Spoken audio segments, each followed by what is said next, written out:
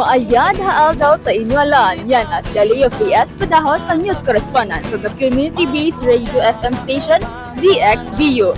Ug karon nga adlaw, Happy Kamulan Festival Bukidnon. Karon nga adlaw, April 12, ipahigayon na gayud ang street dancing competition ug nakita diri live para sa pag-cover sa ato ang street dancing. So stay tuned sa ato more updates. Ug sa luray, tingog sa ato jutay mag-uban kita sa paghigupan. Sadya na kita, sayaw na akong mga higala.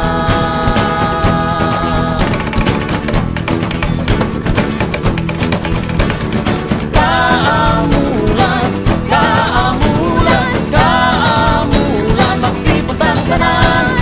Kaamulan, kaamulan, kaamulan, maglipot ang tanan.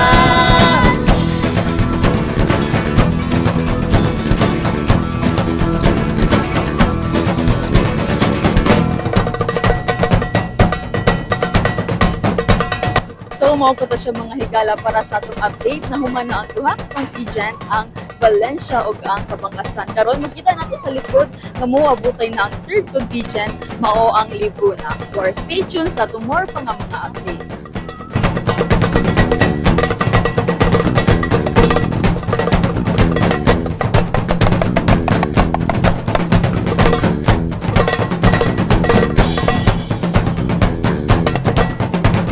And there you have it mga higala, naglabay na ug nahumana og percent ang contingent number 3 with ang Libuna. So karon natay pribileyo nga maka-interview og mga katawan gikan sa Libuna. So mayong buntag ma. Buntag ma.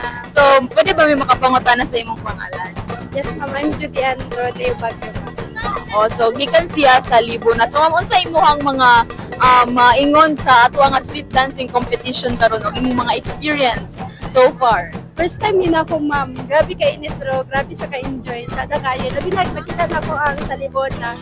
Okay. So, pwede ba kumakutan naman? So, first time naman mo. So, napaka kayo mga kaila dito nga imuhang gisuportahan karon dito. Yes, ma'am. Kasagara, ma'am. Taga-amuot at taga-silipon, mga dancers. Okay. Salamat, ma'am. O, pabilin lang ka mo para sa tumor nga mga updates. Ug sa luray, tingog sa ato, kubing at jutay mag-uban kita sa paghigupan. Sadya na kita, sayaw na akong mga higala. Mayong buntag sa makausap mga higala o karon natin yung maka-interview sa isang sa mga mananaway karon. So, may buntag, ma'am? May buntag. So, pwede ba yung na sa inyong alan, ma'am? I'm Tess. Okay, good morning, ma'am. So, sa inyong mga experience sa ibang mga street dancing po natin sa inyong mga na-witness na nalipay ka? Kanang I always look forward man dun sa mga sa pagsayaw sa mga luman.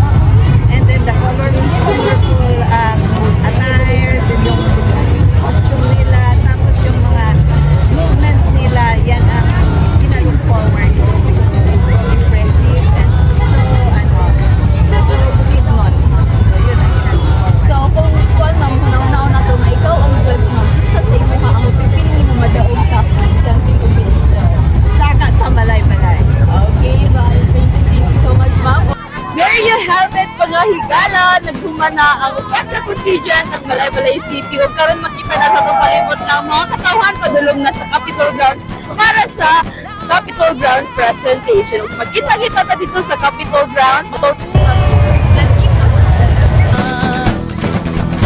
Mag-uban kitang tanan.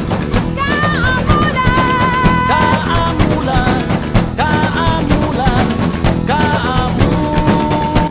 Maayong good po mga higala. Ako si Harvinder Salva, a news correspondent from DXBU, a school community educational FM station. O karon na ta sa Capitol Grounds ug atong masaksihan ang ground presentation sa upat ka contingent. Maayong good to makausap. Karon gihatagan ta og privilege to interview someone. So, sir, good noon. So, what's your name?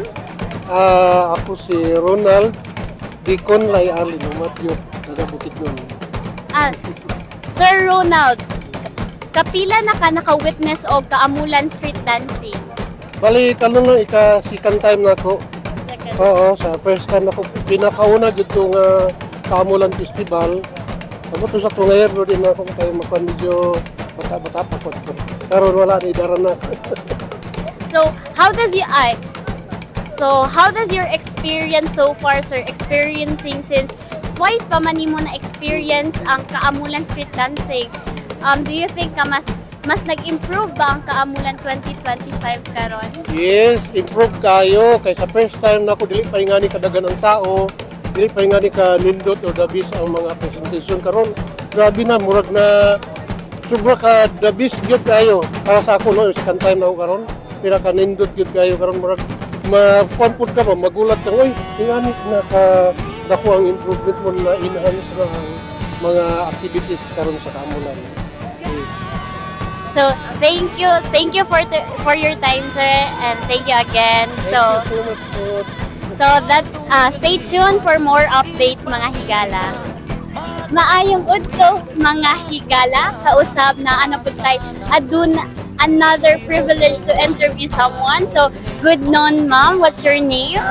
I am Tanya Botes. I am from the municipality of Kaungan. And every Kaamulan, which is 6 years consecutive, nag-visit ni diri, ma'am. Yes, kay it is the gathering of the 7 tribes of Bukidnon.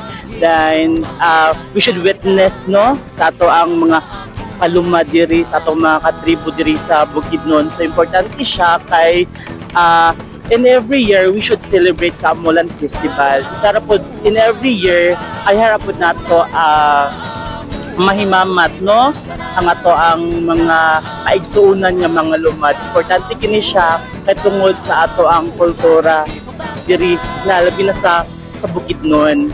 And nice kayo mong experience karon nga tuig, no, kay mostly daghan kaayong mga bisita sa nagkalaing mga lugar. So it is a privilege as a taga Bukidnon nga daghan ka visit diri sa ato, not just by promoting our culture, our tradition, but of course what is Bukidnon. Thank you. Thank you, ma'am. So stay tuned, mga higala, for more updates. At again, maayong udto, mga Bukidnon, na ano po tayo privilege to interview someone. So, sir, good noon. So, what's your name? Seth. So, sir said, taga saan ka po? Taga Santa Rosa, Laguna. So, bilang turista, sir, what's your experience attending Kaamulan 2025? Masaya naman din ang sobrang immersive magkaiba siya sa paano mag-festival sa parang paano ko ba yung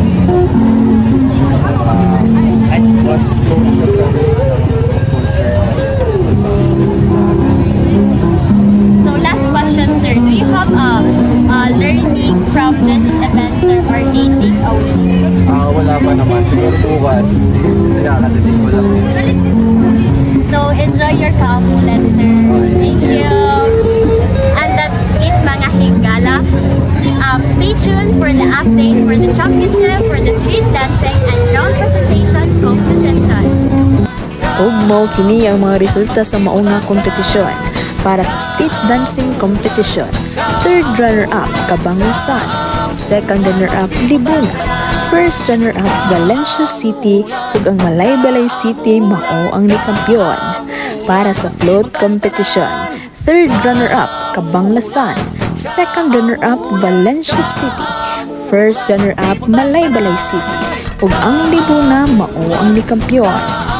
Ug sa ground presentation, third runner-up Valencia City, second runner-up Kabanglasan, first runner-up Libuna ug ang nikampyon karon nga tuiga Malaybalay City. Congratulations sa tanan sa inyong gipakita nga kaanindot sa kultura ug paghiusa sa Bukidnon.